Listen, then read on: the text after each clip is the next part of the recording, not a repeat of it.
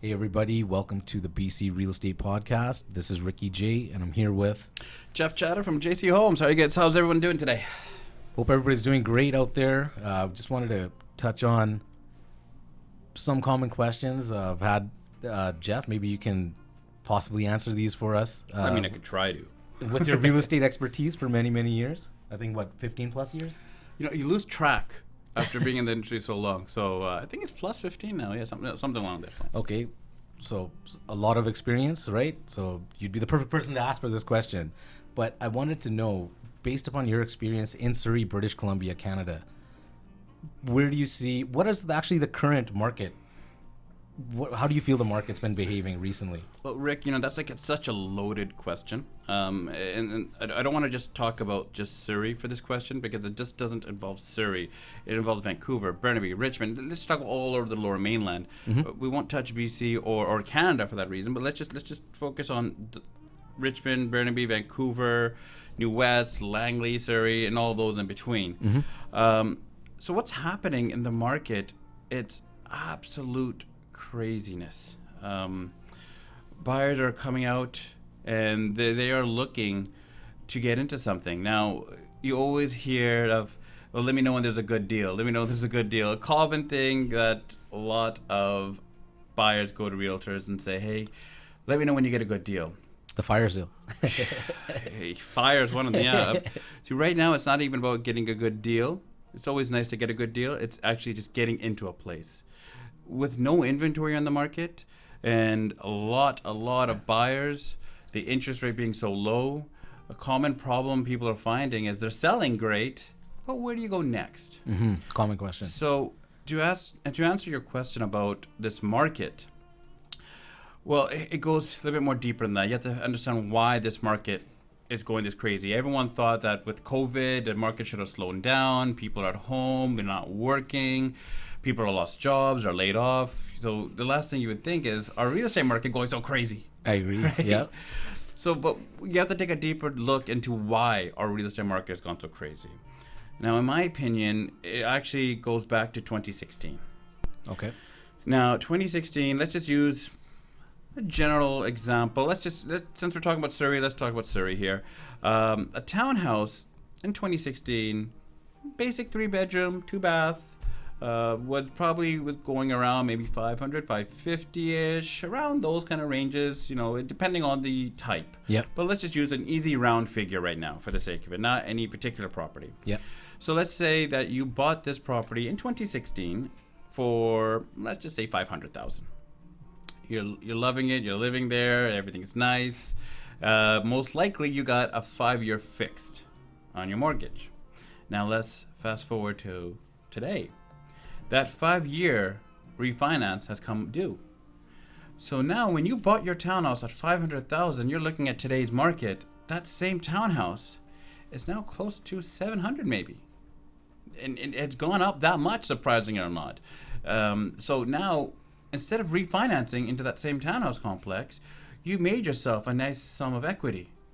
And we're going to use nice round numbers here again. Let's say 500, you sell for 7, 200,000, right? Yeah. Let's not even talk about how much money you paid in principal and all that stuff. Let's just use those easy numbers. Yeah. So now that 200,000 equity you have, most people are doing is, well, why should I stay in the same townhouse? It might be a good time for me, because I made so much equity, to upgrade. So now you have these buyers who made a good amount of profit and now looking to upgrade. Now mix that with our interest rates being so low, right? It's the perfect storm. Yeah. Right? Now, we can't ignore the pandemic that we're in, COVID. Definitely can. Right?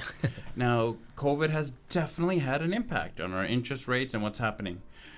But the ironic thing is how COVID is supposed to restrict and slow down things. It hasn't slowed down our real estate market. No. If anything, it's made it catch on fire. When you're doing showings now or you're looking at properties, it's not just you looking. You have many, many, many, many people. This restriction and during this pandemic has caused a lot of people or families to look inside rather than out. Yeah. So one of the main things is a lot of people we're still getting married, but they're not having these big receptions. Yeah, right? I mean, Rick, you know about the music industry, Of course. I mean, people aren't having these lavish 50, 60, 70,000 dollar plus reception parties anymore. Yeah, it's definitely been done for a So while. now with you're staying at home, and how often can you stay inside your house and keep staring at the same four walls before it starts getting smaller and smaller and smaller? You're not going on vacation. You might have got laid off. You're staying at home. So with that being said, you start looking to like, well, I can't live in these four walls all day long, and I want to move up. So now you start looking, and actually you start looking at what you should have been doing, is preparing for your future, and as a sound investment. Is buying that Mercedes of $80,000 a sound investment? Maybe not. Is going on that luxury vacation is as important right now? Maybe not. So instead of even those newlyweds getting married and spending, $15,000, $20,000 on these lavish honeymoons, are now taking a step back and saying, well, that $15,000, $20,000, maybe I can put that towards a down payment and start building their future. So this COVID, if anything, the one thing shining light out of it, it's actually made people start looking in and start preparing for the future. Not everything is always sunshine and rainbows, but we can always hope and plan for a better day. And I think that's what's really the driving force of what's happening in today's market. So you have the 2016 buyers, you have the interest rates being low, the lack of inventory, and it's just a perfect storm for these crazy, crazy prices. And one other thing to touch about really quickly is because there's no inventory, it's causing the price to go higher. But because there's no inventory as well, it's also causing sellers to take a step back a bit and saying, well, if I sell this property, I know I can sell it. Where the hell am I going to go? Yeah.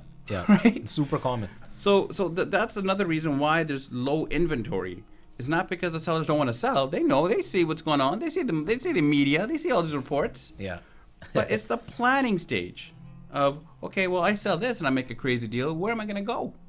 So in a nutshell, without getting an hour-long debate, but I can go on and on and on about this. Yeah.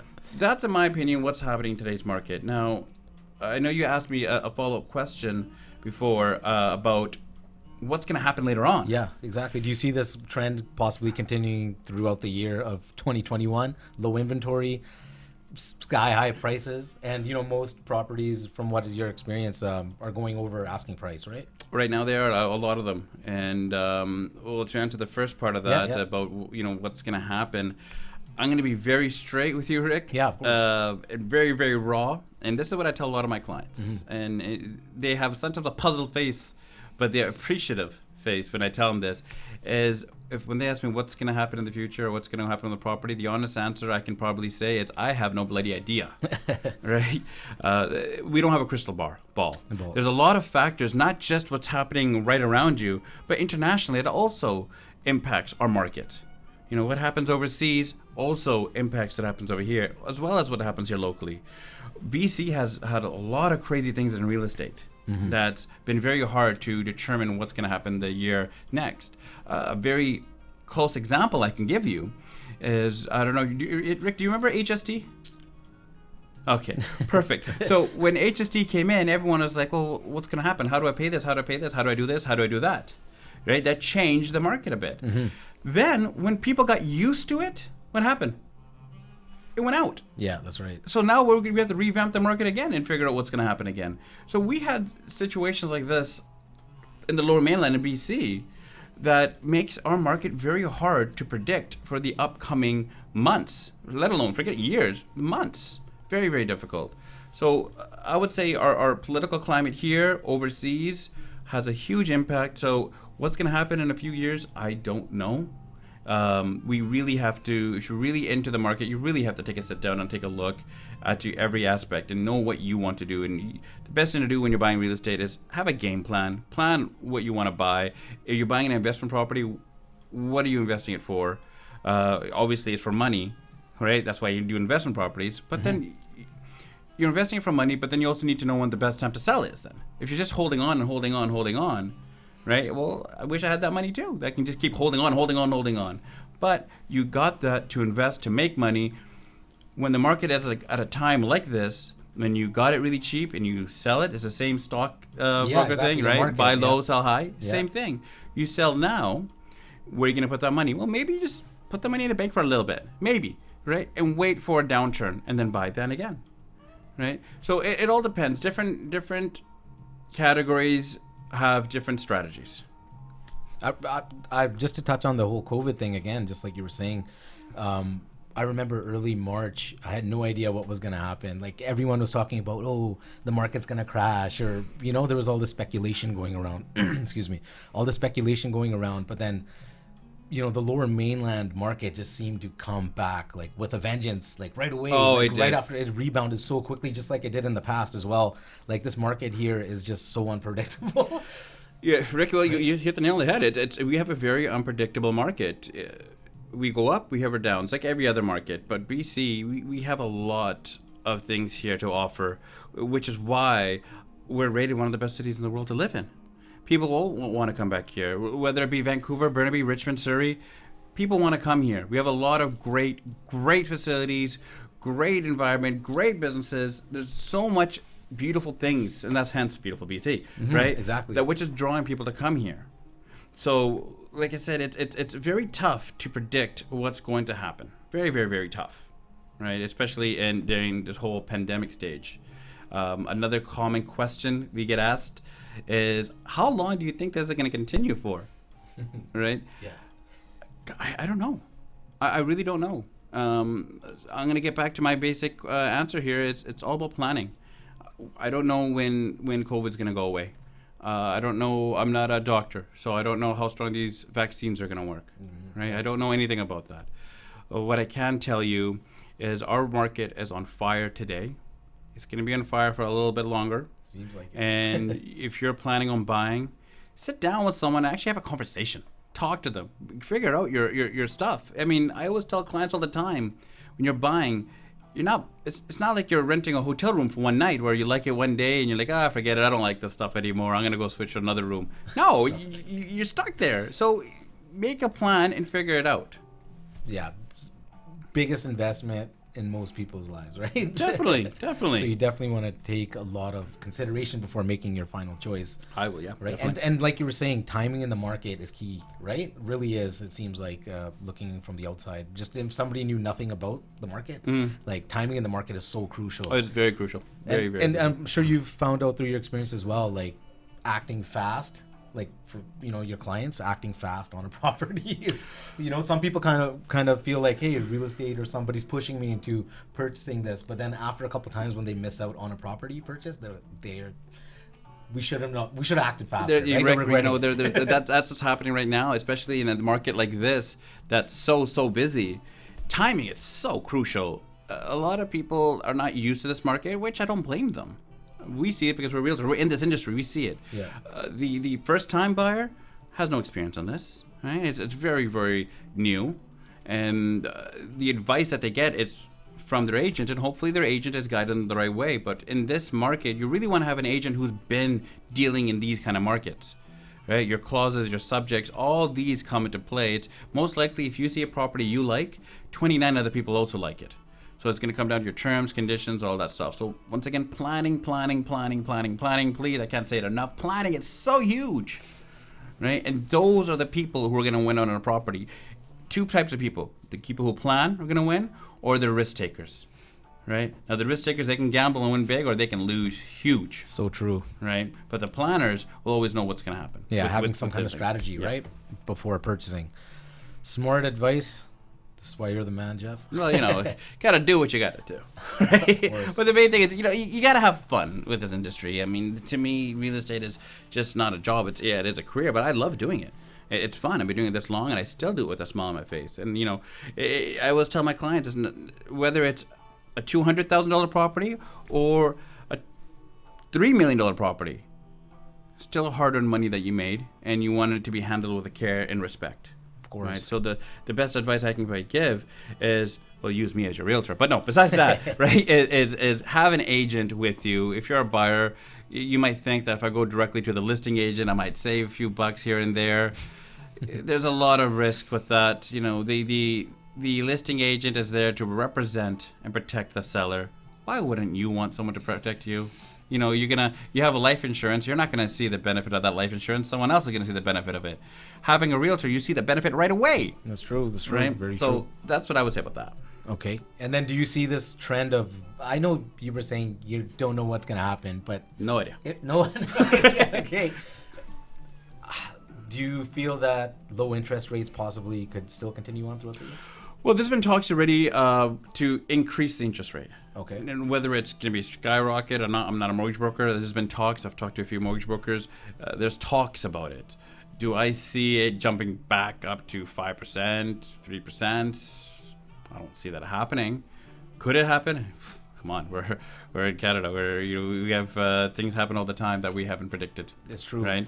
So things can happen. Do I see it happening of a crazy hike from what we're at today by 3%? I don't see that happening. I see the low rate staying around for a bit. I don't see a major hike. If anything, you'll see a small increment up. I'd love to have another show talking about mortgages, Of course, and we will. how to do that. So I'm not going to touch too much about it. Yep. But I do see the market being on fire for a little bit of time. How long? Hard to say. Okay. Perfect. That's wonderful advice, Jeff. Thank you so much. And just giving your thoughts and opinions on the whole market in Surrey, British Columbia and surrounding areas. Well, thanks. I mean, I'll try to do what I can do, how I do it. Wonderful, wonderful. So that concludes our first episode of the BC Real Estate Podcast. And do you want to give off any last tidbits there, Jeff, before we sign out? Well, I talk a lot, so I'll try to keep my conversation short. But if you guys have any questions about the market, what's going on, what you should do, the procedures, how to buy, how to sell, I would love to communicate with you. I'm guessing, Rick, you're going to put the information somewhere it'll around be all in the description, here. Yeah. My phone number is 604-780-9830. I'm with Century 21 here in Surrey. But we don't just handle Surrey. We handle all Vancouver, Richmond, Burnaby, all over. The hotspots. Everywhere, yeah. basically. But the questions people have are usually universal. So even if you're in Victoria and you have a question, if you're in Prince George, you have a question, most of the answers are very generalized.